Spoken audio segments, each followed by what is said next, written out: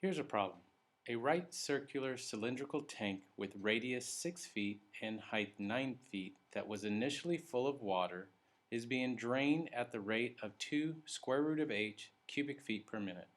Find a formula for the depth and amount in the tank at any time t. This problem is really a couple ideas that we have already done. One of them is from first semester and the other one is the one we're currently working on. Let's start by drawing a picture. We'll start with an ellipse on the bottom with the backside dotted. We'll draw it up,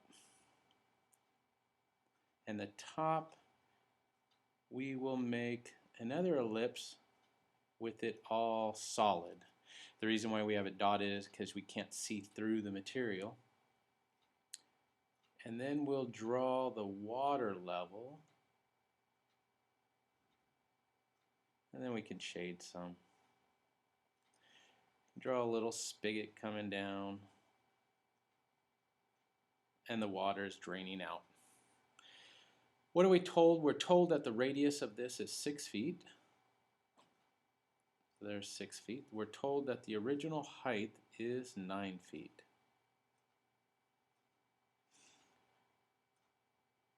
What is the volume of this shape? The volume is area of the base. The base is a circle, so it'd be pi r squared h. In this problem, the radius is fixed. So the radius is 6, so we have 6 squared h, and we get a radius of 36 pi h, or a volume of 36 pi h. Now let's look and see what again was given us. It's saying the water is being drained at a rate of 2 square root of h. So we have 2 square root of h. It's being drained, so that's going to be negative. And we're looking at this and we see that it's cubic feet per minute. That should give us a hint that we're talking about a volume per time. And we also know this is a rate, so this is a dV dt, the rate of change of volume with respect to time, and we have cubic feet per minute for our units.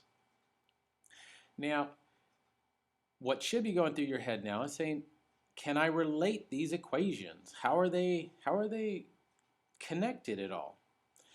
And that idea of relating variables, remember that back from chapter 4, related rates. It's either rate of change for the volume. We have this equation for volume. Let's find the derivative with respect to time. dV dt equals 36 pi is just a constant, so we leave that alone, times the derivative of h with respect to time, or dh dt. Now we have two equations that have dV dt in there. What we can do now is combine them into one equation, so we will have negative 2 square root of h equals 36 pi dh dt. In order to solve this, now we're getting into the material that we're working on currently. What we need to do is get the h's to one side. We have a derivative here, and we're trying to find, I didn't write that up here, we're trying to find an equation for h of t. And then after we do that, we'll find an equation for v of t. How is h of t related to dh dt? It's the antiderivative. Well, we're going to want to have all the h's on one side in order to do that, and we can move the constant to the other side. So when we divide by 36 pi, we will get negative 1 over 18 pi equals h to the negative 1/2 dh dt. Now we're going to integrate this with respect to what variable? Well, we're going to integrate it with respect to time. One hint in that is that we want to have h in terms of the t. So we're going to go dt.